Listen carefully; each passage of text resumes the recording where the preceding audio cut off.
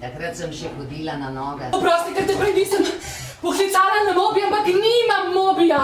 Papež ni postal človek, ampak Nemc. Sploh ne morem pisati svojega scenarija za film Konj, ki je jezdil konja, ki je bil zelo razvpit in je pobral vse nagrade. Pulim si dlake iz nosa in iz ušes. Moja žena se celo norčuje iz mene in mi pravi, da sem pederček.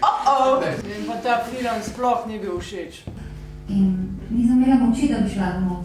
Film Konj, ki je jezdil konja, utrjuje pocukrano in poštirkano podobo psevdosrečne stereotipne vloge ženske. Jaz pa nisem nobena feministka. Jaz sem debela svinja. Mene ne bo nobena govoril na noben splav. V starih časih, ko so na svetu še vladali božji zakoni, so bili vsi ljudje na svetu Poljaki. Nismo nobeni Poljaki, ampak normalni ljudje in pa nas je vse v redu! Konec! Tako bi izgledala zadnja scena v filmu, če bi ga kdaj posnel.